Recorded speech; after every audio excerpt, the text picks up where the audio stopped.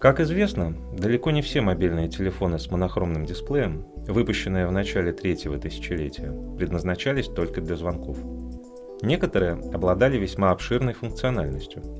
Samsung N500, выпущенный в 2002 году, хоть и не стал первопроходцем в какой-либо области, все же мог похвастаться некоторыми приятными особенностями, выделяющими его среди конкурентов.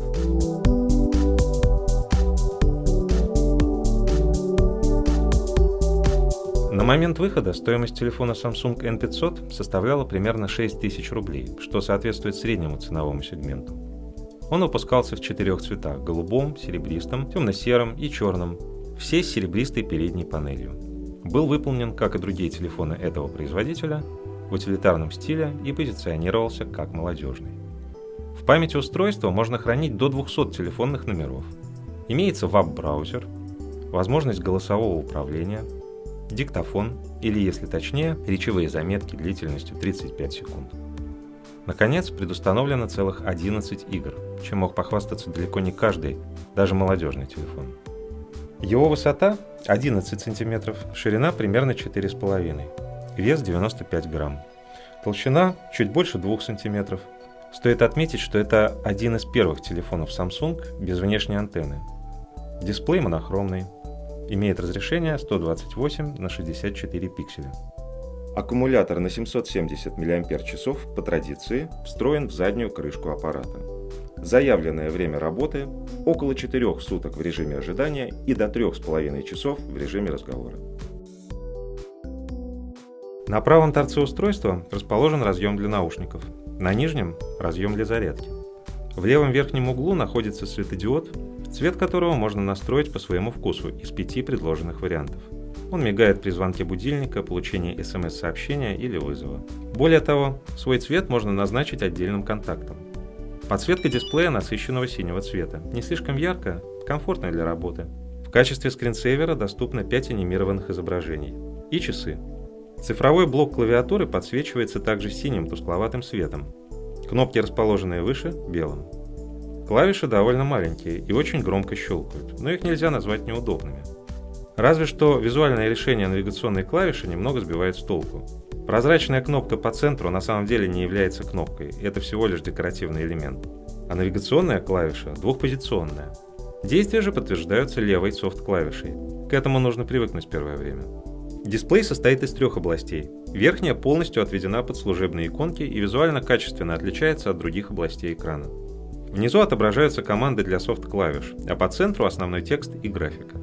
Несмотря на то, что клавиатура устройства не имеет русской локализации, его интерфейс полностью переведен, хотя отдельные символы и выглядят немного причудливо. Русский ввод в СМС-сообщениях также доступен, однако режим Т9 для него отсутствует. Можно задать до 5 шаблонных сообщений, включить отчет о доставке и отправлять сообщения с одним из имеющихся в телефоне изображением. Присутствует функция голосового управления устройством. В частности, можно настроить набор номера из телефонной книги или переход к какой-либо функции или настройке, предварительно записав команду собственным голосом. В меню Organizer содержится планировщик, выполняющий функцию календаря. Перемещение по датам выполняется не самым очевидным образом. Звездочка и решетка используются для перехода по дням, 0 и 8 по неделям, а кнопки навигации по месяцам. Календарь, несмотря на это, очень удобный. На каждую дату можно назначить напоминание, вызов, встречу и день рождения, и включить звуковое оповещение о предстоящем событии. Функция «Сигнал» является ничем иным, как обычным будильником. Доступны однократный, ежедневный и еженедельные режимы, плюс 5 мелодий на выбор. В этом же разделе находится простенький калькулятор. Кнопками для ввода математических операций служат софт-клавиши. Список задач выполнен в привычном стиле. В дополнение к каждому пункту можно назначить приоритет и дату, до которой необходимо выполнить задание. Функция «Календарь», в отличие от планировщика, служит только для просмотра дат с 1900 по 2099 год, без каких-либо дополнительных возможностей. Мировое время позволяет узнать разницу во времени между точкой пребывания и одним из 21 города мира. В телефоне есть отдельный раздел для установки звуковых сигналов. В качестве мелодии звонка можно выбрать одну из 30 предустановленных мелодий, или же написанную собственноручно, что совершенно несложно сделать с помощью отдельной функции. Но настоящим подарком этот телефон был для тех, кто любит играть в игры. Всего их 11, и к каждой прилагается удобная графическая инструкция. Первая игра «Казино» представляет собой слот-машину. Нужно сделать ставку и, вращая барабаны, собрать выигрышную комбинацию. Каждая из этих комбинаций дает разное количество очков. Сколько именно, указано в инструкции. Следующая игра, тоже из разряда азартных, рулетка. Сперва необходимо определить изображение, на котором впоследствии должна остановиться рулетка, и сделать ставку. После чего крутить колесо. Если выпало победное изображение, то предлагается приумножить выигрыш в карточной игре. Необходимо угадать достоинство карты по старшинству. До шестерки считаются младшими, после – старшими. Третья игра – Blackjack, она же 21. Задача, играя против компьютера, вытаскивать карты из колоды, где каждая соответствует определенному количеству очков. Максимально приблизиться к отметке в 21 очко, но не переступить ее.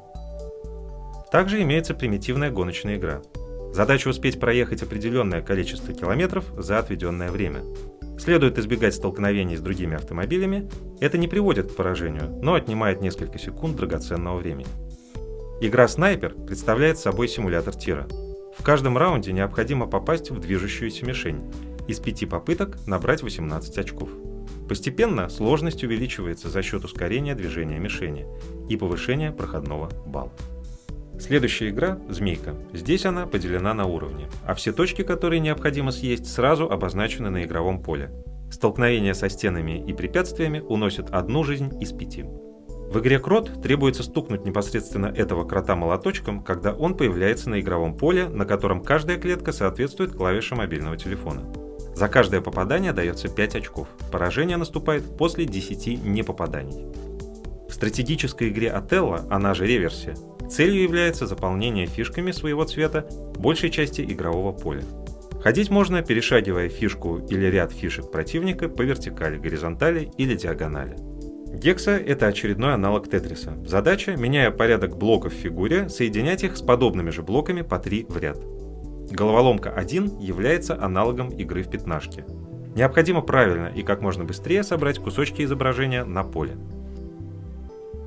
Последняя, 11-я игра, «Бактерия», очень похожа на «Отелло». Задача та же – заполнить большее число клеток своими фишками. Здесь – бактериями. Но на этот раз ходить можно только на соседние клетки, не перепрыгивая бактерии соперника или перемещая свою бактерию через клетку. Таким образом, стоимость телефона была полностью оправдана своей функциональностью. В 2002 году большинство телефонов еще не имели цветного дисплея и не могли похвастаться наличием веб-браузера, прекрасного органайзера, огромного количества игр и мелодий.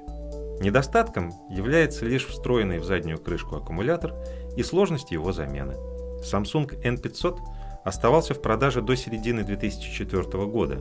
Его цена снизилась примерно до 2800 рублей и, впоследствии, он был убран из продажи в пользу более новых устройств с цветными дисплеями.